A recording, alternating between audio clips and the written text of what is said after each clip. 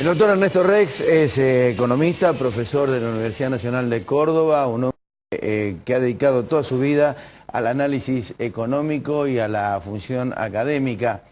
Y es una palabra autorizada para charlar sobre lo que está ocurriendo en la economía del país. Ya tuvimos la opinión de Alfredo Blanco, la opinión de Eduardo Fernández. La opinión de Rex es importante, habida cuenta de lo que está ocurriendo precisamente en la economía. Es decir, ¿cuál es el rol institucional desde el punto de vista económico en estas divergencias que a veces surgen dentro del Gabinete Nacional entre distintas posiciones que eventualmente pueden llegar a ser antagónicas aunque pertenezcan dentro del mismo sector? ¿Esto puede tener influencia o no dentro del marco económico? ¿Cuál es el rol inclusive de la elección del Papa desde el punto de vista, del Papa Francisco, desde el punto de vista de la política y de la economía en la República Argentina? Nosotros dijimos hace pocas horas o una semana atrás nada más la importancia que significaba el hecho de tener un Papa que tiene un poder realmente absoluto dentro del cristianismo, con influencias muy aceitadas tanto en lo político como en lo económico. Se podrá discrepar la orientación ideológica que tiene esa política y esa economía dentro del marco de la autoridad de un sumo pontífice. Pero queremos saberlo. De todas formas, el doctor Ernesto Rex está con nosotros para aclararnos ese tema. Gracias. ¿Qué tal, Ernesto? Muy bien, muy bien. ¿Por dónde empezamos? Yo quería empezar con un tema que está preocupando a toda la sociedad argentina. ¿Qué está pasando en este momento en economía, en el país? ¿Qué está pasando? Porque hay señales. Hubo un congelamiento de precios que posiblemente va a ser extendido. Hubo el control del sistema cambiario con una estricto control evitando la venta. El dólar se sigue disparando. La inflación sigue siendo un problema. Entonces, ¿en qué marco nos estamos moviendo? Es curioso porque los que tenemos algunas décadas encima, siempre recordamos que Argentina y especialmente los países de América Latina tuvieron que sobrellevar crisis en situaciones totalmente desfavorables. Una alta presión de la deuda externa. Estaban sujetos a altas tasas de interés, con problemas de balanza comercial. Uno analiza la situación argentina ahora y dice: el principal producto de exportación argentino tiene precios que son récords en la historia. Las tasas de interés están en el mundo rondando el 0%. No existe el peso de la deuda que existía 3 décadas atrás. Entonces, dentro de ese contexto, ¿por qué estamos pasando por la situación que estamos pasando? Yo coincido con Alfredo Blanco cuando él habló de un modelo que ya dio lo que tenía que dar, pero también hay otra parte que uno tiene que analizar, me parece a mí. Hay varias formas de llegar a los resultados que uno quiere. O sea, en esto yo soy bastante pragmático.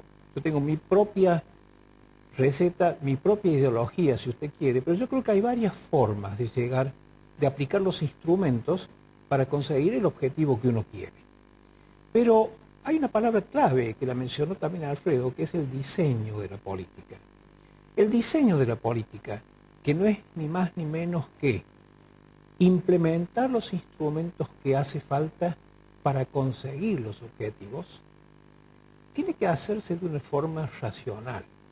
Yo creo que una de las críticas que yo haría en este momento: no hay ninguna política que aguante 4 o 5 cabezas. No hay ninguna política que aguante una posición de la presidenta del Banco Central, del secretario de Comercio, de la secretaria de Industria, del viceministro de Economía y supuestamente, digamos, del ministro de Economía. Es decir, la clave está en que una política económica tiene que ser coordinada y tiene que ser aplicada coordinadamente.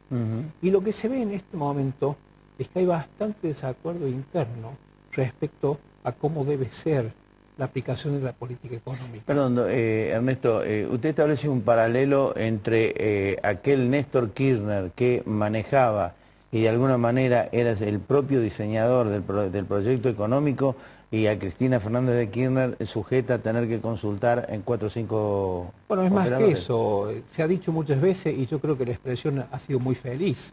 Néstor Kirchner era el verdadero ministro de Economía. Era el verdadero ministro de Economía. Yo creo que en este momento lo que nosotros tenemos es una situación donde el ministro de Economía, por diversas razones, no está ni en condiciones técnicas ni en condiciones políticas de dirigir la política económica. Todos sabemos y está a la vista que hay posiciones diversas. Por ejemplo, el viceministro de Economía quiere desdoblar el mercado cambiario.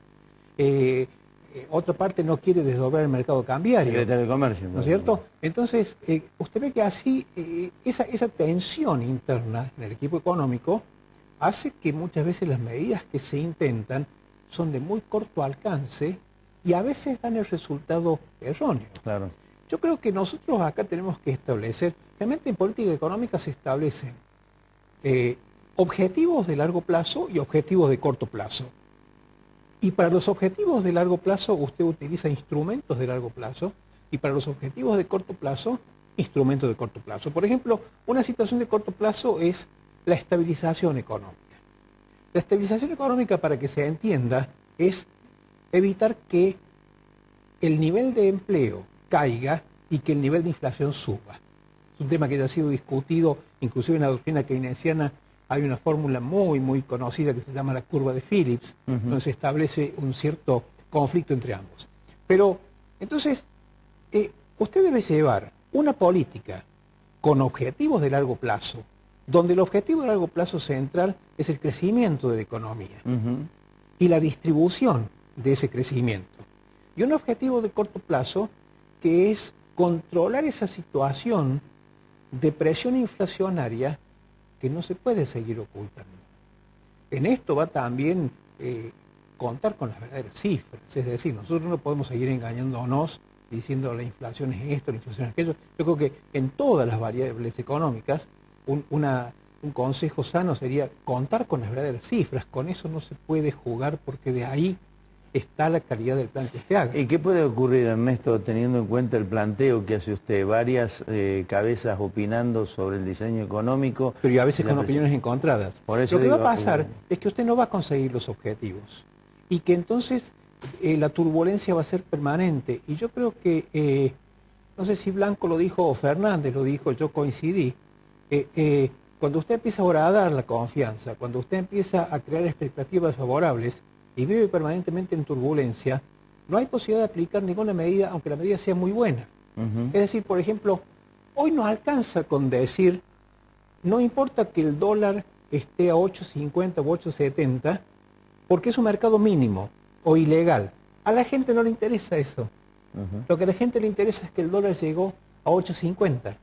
Y en un país donde permanentemente se buscó una unidad de valor para mantener una defensa contra la inflación, la gente dice, no, hay que tomar el dólar porque es lo único que aumenta. Claro. Ahora, nadie pregunta si ese dólar refleja el 1 o el 2% de las operaciones. Claro. Es el valor que se conoce. Es Ahora, valor psicológico. Eso en economía está completamente reconocido. Entonces yo creo que está el problema del diseño de la política y en segundo lugar es la decisión que tiene que tomar el equipo económico, por instrucción de la presidenta, de atacar las fuentes y no las consecuencias de los problemas. Acá es un mal año para dar este consejo, porque en un año inflacionario uno no puede decir controlen mejor el gasto público. Pero yo insisto, lo dije varias veces inclusive en este programa, a mí no me preocupa tanto el nivel del gasto público como la calidad del gasto público. Fíjense, le doy un caso concreto. Argentina tiene en este momento más del 6% del producto en educación. Es uno de los más altos de América y del mundo. Sin embargo, la deserción en el nivel secundario en el país ronda en el 60%. Es decir, en algún lado falla. ¿No es cierto? Entonces, lo mismo pasa con la salud. Argentina está gastando porcentaje del 4 o 5% de salud, que es muy alto. Sin embargo, no llega. Y lo mismo pasa con los subsidios. O sea, los subsidios que se han implementado. Es decir, es como si usted blindara la casa, cierra las puertas, pero el agua le entra por la ventana. Claro. Los subsidios que se han implementado son subsidios mundialmente recomendados. Por ejemplo, la asignación universal por hijo, el ingreso universal, es una teoría que se llama el universalismo básico, o sea, tratar de que las personas que han resultado desfavorecidas tengan que tener algún tipo de ingreso, también está muy sujeto a la política. Entonces, gran parte de esos fondos no llegan a los destinos que tienen que llegar. La influencia del Papa. La influencia del Papa es muy grande. Mire, yo creo que la presidenta inmediatamente advirtió la situación. Inmediatamente. Si hay algo que decir, es que la presidenta, cosa que no se puede decir de muchas de las personas de su entorno o de sus asesores, que intentaron reducir la figura del Papa, que intentaron vincularlo con situaciones de la dictadura. No es lo mismo tener al cardenal Jorge Bergoglio como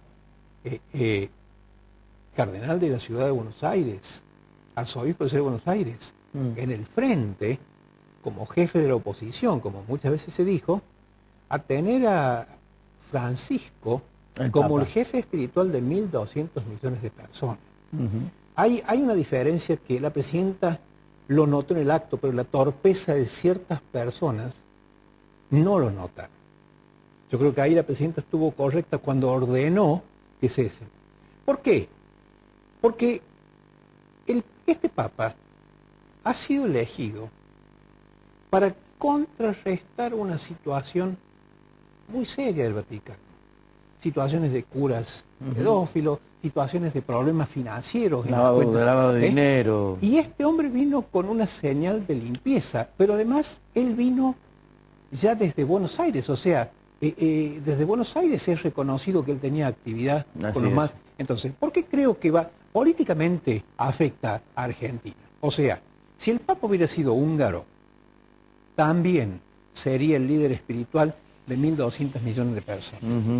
Pero si un Papa argentino dice en una homilía, la pobreza es un pecado imperdonable, inmediatamente eso refleja en Argentina. Así es. Inmediatamente refleja en Argentina. Y la pobreza es un problema social, pero es un problema económico. Entonces, es inevitable la asociación. Si el Papa condena la pobreza, ¿por qué seguimos teniendo pobreza en Argentina a pesar del mensaje oficial? Es una buena reflexión para que la presidenta actúe, ¿no? Ernesto, gracias por venir. Gracias. Muy amable. Cuando regresemos, Néstor Sargiotto.